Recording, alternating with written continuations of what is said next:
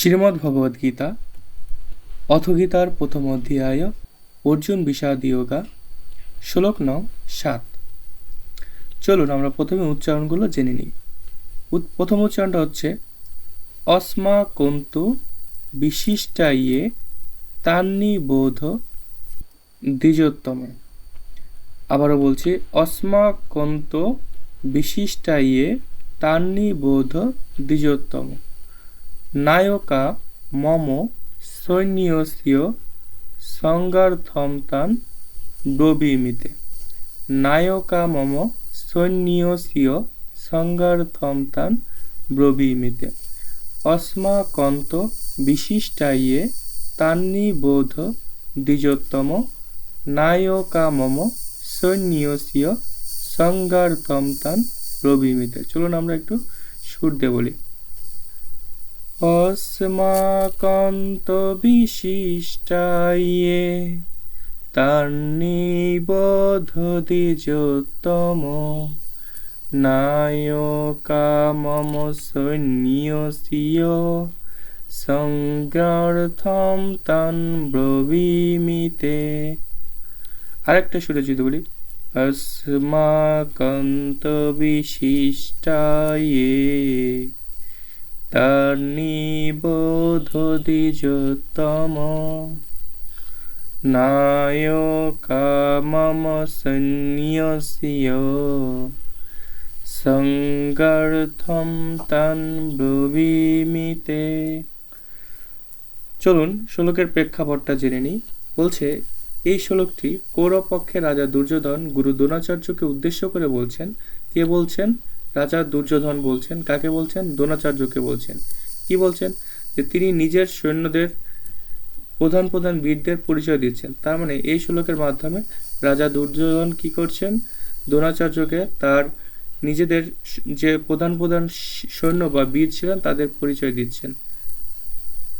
আচ্ছা, বলছেন হে দ্বিজোত্তম, বা দ্বিজোত্তম বলতে কি বলছে? হে শ্রেষ্ঠ ব্রাহ্মণ বা দ্রোণাচার্য, আমাদের পক্ষে যেসব বিশিষ্ট সেনাপতি আছেন তাদের কথা আমি তোমাকে বা আপনাকে বলছি। আমার সেনাবাহিনীর প্রধান নেতাদের আপনি জেনে নিন। আচ্ছা, এই শ্লোকের দুর্যোধন যে দ্রোণাচার্যকে এই কথাগুলো বলেছেন, এটার থেকে আমরা কিছু নির্দিষ্ট শিক্ষা গ্রহণ করতে পারি। প্রথমত, নেতৃত্বে আত্মবিশ্বাস ও কৌশল। এখানে দুর্যোধন যুদ্ধের আগে তার সেনাদের শক্তি প্রদর্শন করছে। এতে বোঝা যায় নেতৃত্বের ক্ষেত্রে অবশ্যই নিজের দলের শক্তি সম্পর্কে সচেতন থাকা উচিত। তাহলে আমাদের প্রথম শিক্ষাটা হচ্ছে নেতৃত্বে আত্মবিশ্বাস ও কৌশল অবলম্বন। যে দুর্যোধন যে যুদ্ধের আগে সেনাদের শক্তি প্রদর্শন করছে, এর মাধ্যমে আমরা কি বুঝতে পারি? এর মাধ্যমে আমরা বুঝতে পারি যে নেতৃত্বের ক্ষেত্রে নিজের দলের শক্তি সম্পর্কে সচেতন থাকতে হবে অবশ্যই। দ্বিতীয় শিক্ষাটা হচ্ছে গুরুজনের প্রতি সম্মান। দুর্যোধন দ্রোণাচার্যকে দ্বিজোত্তম বলে সম্বোধন করেছেন। কি বলেছেন? দ্বিজোত্তম। এটা দ্বারা কি বোঝায়?